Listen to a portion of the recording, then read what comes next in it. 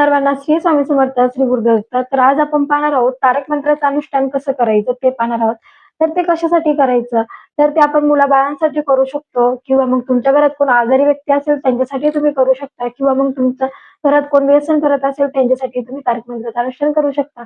तर ते आपल्याला कसं करायचं आहे? सर्वात प्रथम आपल्याला ज्या दिवशी तुम्ही तारक मंत्राचं अनुष्ठान सुरू करणार आहेत, ते तुम्ही 11 दिवसाचा किंवा मग 21 दिवस तुम्ही करू शकता. 11 दिवस, 21 दिवस तुम्ही करू शकता.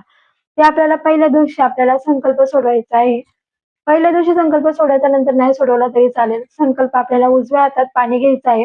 त्याच्यात आपल्याला अक्षदा आणि फुलं टाकायची आहे. अखंड अक्षदा आणि फुलं टाकायची आहेत. जे काही तुम्ही कोणत्या व्यक्तीसाठी करताय ते तुम्ही बोलायचं आहे किंवा मग सर्व फॅमिलीसाठी जरी केला तरी मग तुम्ही म्हणायचं परिवारासाठी.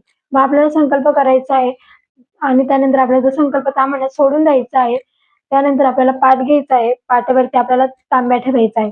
तांब्या हा आपल्याला जमिनीवरती नाही ठेवायचा, पाटावरतीच ठेवायचा आहे. अशा प्रकारे आपल्याला तांब्या घ्या किंवा मग तुमच्या घरात छोटा लोटा असेल तर लोटा घ्या. तुम्हाला जसं जमेल तसं. त्यानंतर आपल्याला त्याच्यावरती असा हात ठेवायचा आहे. उजवा हात आपल्याला असा ठेवायचा आहे. त्यानंतर आपल्याला सेवा चालू करायची आहे. अशा प्रकारे.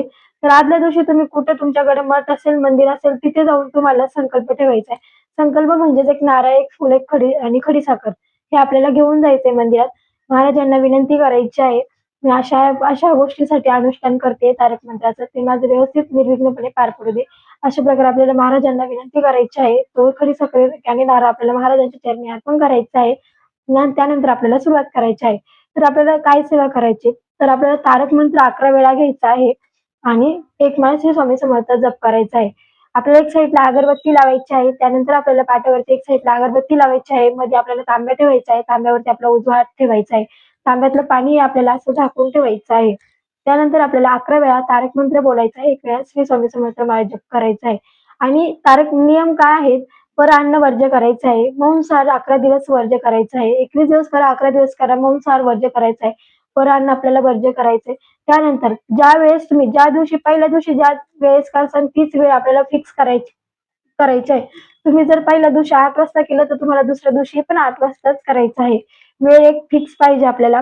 आणि तारक मंत्राचं अनुष्ठान करताना आपल्या घरात स्वामी महाराजांचा फोटो पाहिजे छोटासा. स्वामी महाराजांपुढे बसूनच आपल्याला अनुष्ठान करायचं आहे. त्यानंतर बसायला आसन घ्यायचं आहे.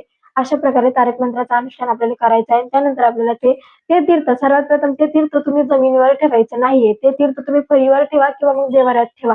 अशा प्रकारे आपल्याला तारक मंत्राचं अनुष्ठान करायचं आहे. सर्वांना श्री स्वामी समर्थ, श्री गुरुदेव दत्त.